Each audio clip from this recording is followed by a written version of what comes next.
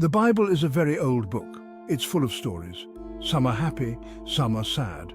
These stories have been passed down through generations, offering wisdom, guidance, and sometimes a glimpse into the future. The Bible is not just a book. It's a collection of experiences, prophecies, and teachings that have shaped the lives of millions. But there's one story that's particularly scary. It's a story that has been the subject of countless debates, interpretations, and even fears. This story is about the end of the world, a time when everything as we know it will change. It's about the end of the world. This isn't just a tale to frighten children or a myth to be dismissed. It's a prophecy that many believe will come true. The Bible describes this time in vivid detail, painting a picture of chaos and destruction. The Bible says this will be a time of trouble, a time when the world will face unprecedented challenges. Natural disasters, wars, and widespread suffering will mark this period. It will be a time of great tribulation, unlike anything humanity has ever experienced. It will be like nothing we've ever seen. The events described are so catastrophic that they defy imagination. People will be gripped by fear and uncertainty, searching for answers and hope in a world turned upside down. In the book of 2 Thessalonians, it says, "Let no one deceive you in any way." This is a clear warning to be vigilant and discerning. The Bible cautions us to be aware of false teachings and misleading signs. Let no one deceive you in any way, for that day will not come unless the rebellion comes first. This is a warning. It's a call to remain steadfast in faith and to recognize the signs of the times. For that day will not come unless the rebellion comes first. This is a warning. It tells us something terrible is coming, a period of great upheaval and distress that will test the very fabric of our beliefs. It tells us something terrible is coming, but it will only come after people turn away from God. This turning away, or apostasy, is a significant sign. It indicates a widespread rejection of faith and moral values. But it will only come after people turn away from God. This turning away is important. It's a sign that the end is near. When people abandon their faith and embrace a life devoid of spiritual guidance, it sets the stage for the prophesied events. This turning away is important. It's a sign that the end is near. The Bible emphasizes the importance of staying true to one's faith, even in the face of widespread disbelief and moral decay. It's a sign that the end is near. The ticking clock symbolizes the urgency of the message. Time is running out, and the signs are becoming more apparent with each passing day. But what does it mean to turn away from God? It's more than just abandoning religious practices. It's a complete shift in values, priorities, and beliefs. It's choosing a path that leads away from spiritual truth and towards worldly distractions. To turn away from God, it means losing sight of what truly matters. It means prioritizing material wealth, power, and pleasure over spiritual growth and moral integrity. Let's look at what's happening in the world today. We see signs of this turning away everywhere. From environmental degradation to social unrest, the evidence is all around us. Could this be the sign we've been waiting for? The signs are there, but it's up to us to recognize them and take action. The Bible's warning is not just a prediction. It's a call to prepare, to stay vigilant, and to hold on to our faith in these challenging times. The Bible calls this turning away the apostasy. It means people will stop believing in God. They'll turn to other things. Some people say this apostasy is happening right now. Look around. People are worshipping money, fame, and themselves. They've forgotten about God. Others say it's not so simple. They believe the apostasy will be a sudden dramatic event. It will be a clear rejection of God. They say we haven't seen that yet. So which is it? A slow fade or a sudden break? Only time will tell. But one thing is certain, the world is changing. People are questioning their beliefs. They're searching for meaning and purpose. Could this be part of the prophecy? Look at the news. What do you see? Wars, famine, natural disasters. The Bible says these are birth pangs. They are signs of a world in pain, a world on the brink of something terrible. But it's not just the big things. Look closer. What about our values, our morals?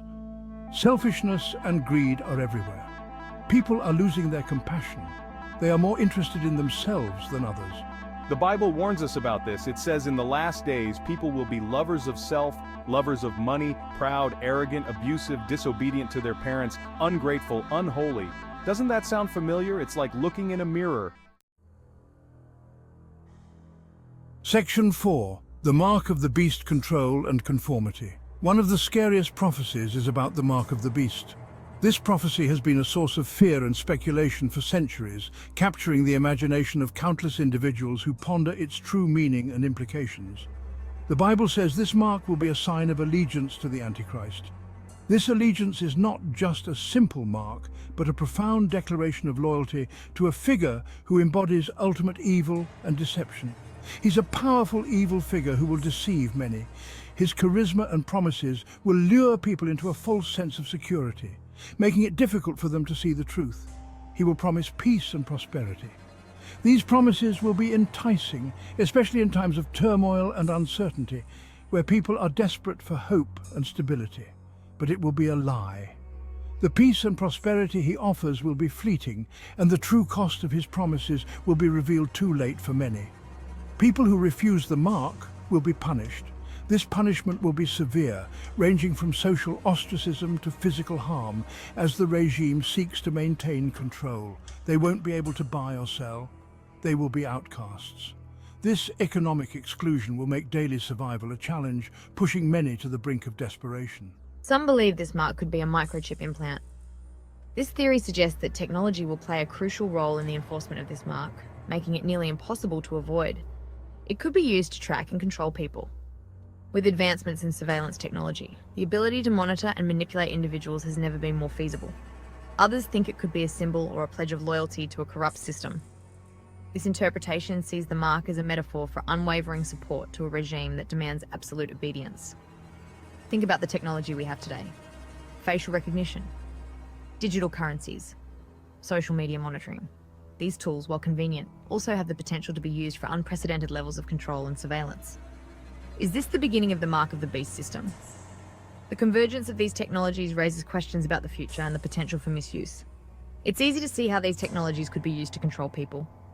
The line between convenience and control is thin, and as we continue to integrate technology into our lives, we must remain vigilant about the potential consequences. History has shown us the dangers of unchecked power. Totalitarian regimes have always sought ways to control their populations, and technology provides new tools to do so. Dystopian literature and films often explore these themes, warning us of a future where freedom is sacrificed for security. These stories serve as a reminder of what could happen if we are not careful. It's crucial for communities to stay informed and engaged. By understanding the potential risks and advocating for responsible use of technology, we can work towards a future that values both innovation and individual rights.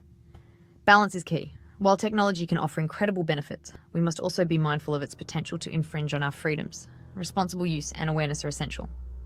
Ultimately, the future is in our hands. By staying informed, vigilant, and proactive, we can ensure that technology serves us, rather than controls us. The choices we make today will shape the world of tomorrow. Section 5. Tribulation, a time of unthinkable hardship.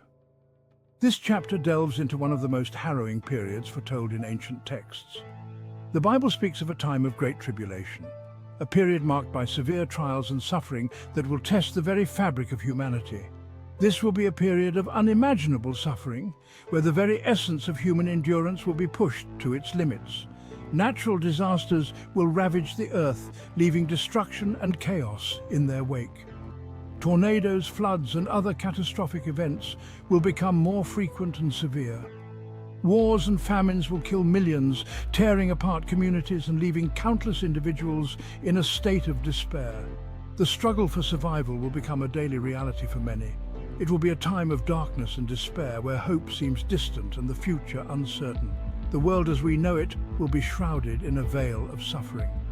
The Bible describes this time in vivid detail, painting a picture of a world gripped by turmoil and strife. The prophecies are clear and haunting. It speaks of plagues, earthquakes, and scorching heat.